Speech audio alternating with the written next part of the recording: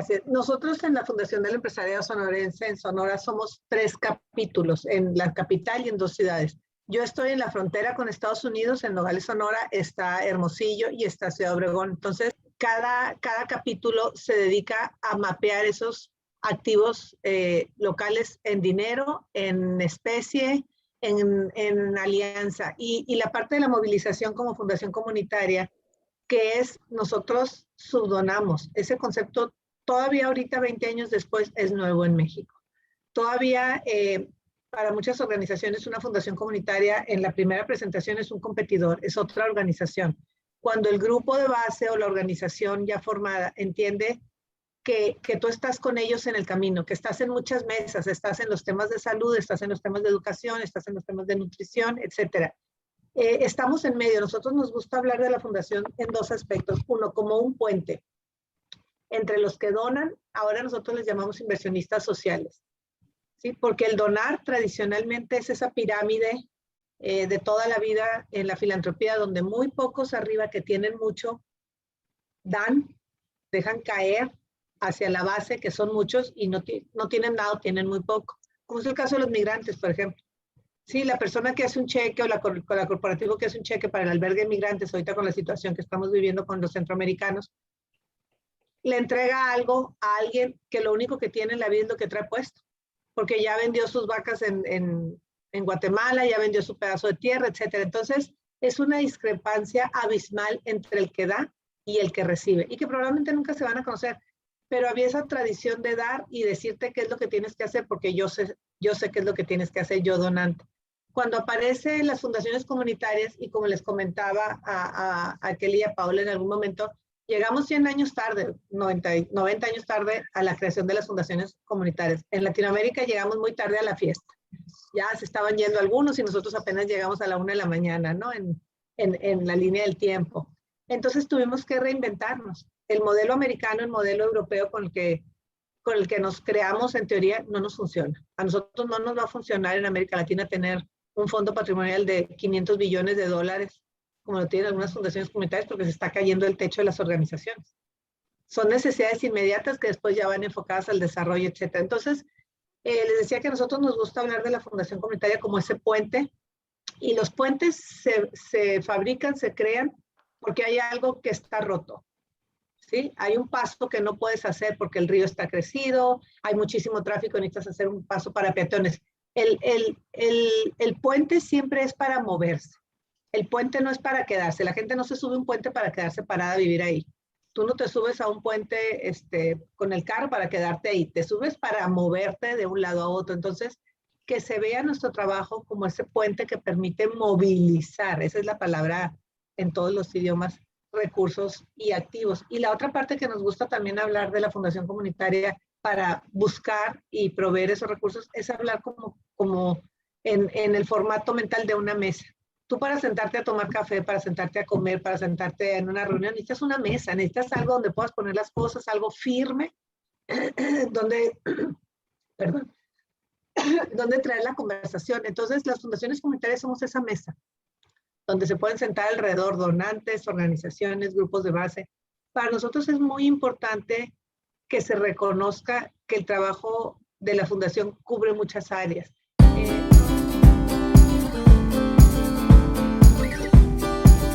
Un centro comunitario juvenil, que es el modelo de Boys and Girls Club, lo conocen todos, el Club de Niños y Niñas, no sé si Colombia lo tiene el modelo. No, bueno, es un modelo americano. Es un modelo americano muy común en el mundo, donde los niños al salir de la escuela, que en Estados Unidos salen a las 3 de la tarde, en México salen a las 12:30 de la escuela pública, pueden tener actividades deportivas, tutorías escolares, etcétera, para cuando regresen a su casa a las 6, evitar que estén ese tiempo solos. Este club que se hace en Nogales, es una de las zonas más pobres de la ciudad, se construye este centro con apoyo de las maquilas, de estas plantas que les digo, porque el 90% de los niños que viven en estas colonias son hijos de sus empleados. Entonces, mientras más seguro esté el niño de la empleada, más tranquila está ella, menos faltas, etcétera. Y lo que se trataba era de construir un centro que fuera tan bueno como el de la mejor escuela privada de la ciudad. ¿Sí? Estás en el peor lugar de la ciudad, lo que te rodea es falta de drenaje, casas de cartón, etcétera. Pero el momento en que tú llegas a este lugar, hay una cancha de básquetbol, hay una clase de inglés, etcétera. Entonces, ese mecanismo de decir, esta es la realidad, esto es lo que nosotros como fundación no podemos cambiar, el acceso al drenaje, el tipo de construcción, que eso va de la mano con el municipio, pero sí se puede crear un centro donde el niño esté seguro, tenga una continuidad escolar. ¿Y por qué financiamos con dinero de la maquila? Porque son hijos de sus empleados. Esa encuesta que nos dice el 80%, el 90% de los niños que viven aquí están trabajando contigo, y estas son las condiciones. Sales de una planta de primer mundo y llegas a un lugar donde no hay drenaje. Estos niños van a tener hepatitis y la hepatitis te va a terminar a ti en tu centro de trabajo. Entonces, ese voltear, ese dejar de creer que tú inviertes en la comunidad porque eres muy buena persona y porque te vas a ir al cielo. Tú inviertes en la comunidad porque es bueno para ti también, como inversionista. Entonces, para nosotros es el modelo, y es donde más tropiezos te encuentras cuando requieres ya de los servicios municipales, etcétera, etcétera, etcétera. No puedes crear un Disneylandia en la mitad de la nada. Entonces, te permite esa gestión, no nada más de recursos, de construir literalmente los centros, sino que te permite sentarte a la mesa con el presidente municipal y decirle, ¿qué pones? Sí, ya sé que no tienes dinero, pero sé que tienes la capacidad de contactarnos con los que ponen el agua. Entonces, esa es la gestión de la fundación comunitaria. Va más allá del puro dinero. Y ahí, ¿cómo? O sea, y nos queda 1 minuto y medio, pero ahí, ¿quiénes participaron? Nos queda clara la gestión, pero ¿quién se encargó de qué? ¿Qué roles tuvieron? Son una comunidad. La Fundación Comunitaria, a nosotros se nos presentó el proyecto cuando se organiza este es un grupo salesiano, de los religiosos salesianos. Dicen, nosotros, este es nuestro trabajo, necesitamos un terreno, necesitamos un edificio. Se consigue el terreno donado de un desarrollador inmobiliario local. Entonces, perdón, alguien, una organización, en este caso una organización religiosa, manifiesta una necesidad. Esto podría ser una ONG, una iniciativa, un colectivo, y va a la Fundación Territorial Comunitaria y le dice, necesito esto. Y ahí empiezas tú a buscar quién puede dar ese activo que se necesita. Y después, aquí lo más importante al principio es que ellos nos llegan en aquella época con los periódicos de la cantidad de violencia de esas 13 colonias. Esa era la razón por crearla ahí, en ese espacio físico. Se consigue el terreno, se consigue que se construya, ha habido dinero europeo, ha habido dinero americano para la construcción, por la cantidad de niños que atienden 800 jóvenes de 5 a 18 años. Y el municipio, ¿cómo participa? Pues con el acceso a los servicios públicos, porque estás en un lugar muy difícil, sería carísimo conectar el drenaje. Entonces, aquí, si no nos vamos a ir a la medición de impacto de todos los detalles, nos vamos a ir a una medida muy sencilla. Esta organización tiene 13 años, ha habido un mundo de muchachos muertos en temas de narcotráfico, de tráfico de personas con la frontera, etcétera. De los muchachos que se han educado, que se han criado en el centro comunitario, no hay ninguno muerto. Bueno, eso habla total del resultado y del alcance. Y la otra lo hacemos mucho con el niño hombre, aunque ya con las niñas ha habido también mucho caso de narcotráfico, pero la otra medida con las niñas es, las niñas que empezaron hace 13 años, que tenían 5, ahorita ya están yendo a la universidad, y el índice de embarazo juvenil es casi 0, versus el resto, alrededor de los barrios, son 13 colonias que ellos tienen el índice de embarazo juvenil y deserción escolar, por supuesto, más alto. Entonces, algo están haciendo bien con esos 2 resultados que te doy. O sea, para no irnos a detalle.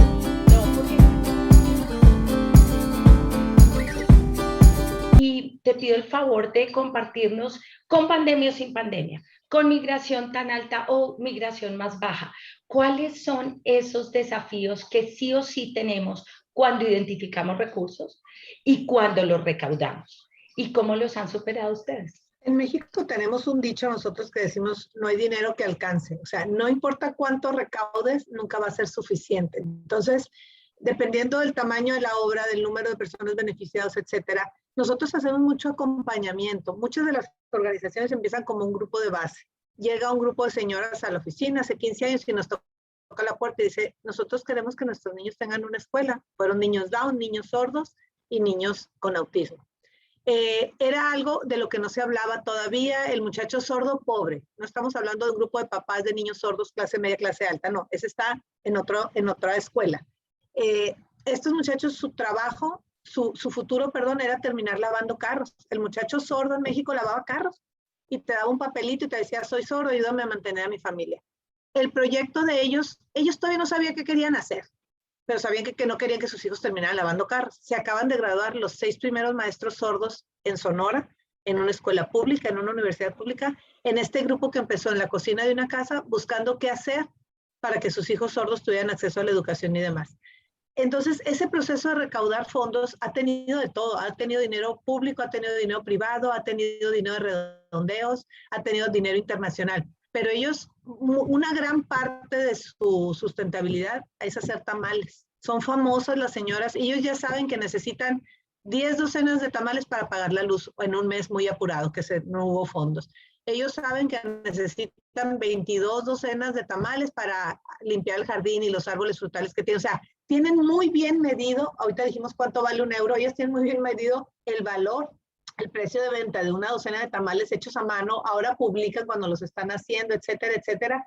Es un trabajo, para los que han hecho alguna vez tamales en su vida o conocen los tamales, es un trabajo muy pesado. Ellos ya saben que cada vez que hagan tamales, a mí apártenme 2 docenas. Yo soy fan de sus tamales. Si yo de todas maneras los voy a comprar en otro lugar, se los compro a ellos. Ellos son mis proveedores de tamales. No lo hago porque, ay, pobrecitos los niños sordos, y quiero apoyar. Yo de todas maneras compro tamales, yo en mi casa. Entonces, ellas se han posicionado en que son buenos. Claro, no pueden sobrevivir de hacer tamales, pero es una actividad que ellos hacen de recaudación de fondos muy interesante porque ya se posicionaron. Son las mamás de los muchachos sordos de Manitas que hablan, que elaboran tamales para vender. Cuando han necesitado más enfriadores de agua porque se descompusieron los anteriores, hicieron una tamaliza de fin de semana y tienen sus... Entonces no se dedican a tocar puertas porque hay una emergencia, ¿sí?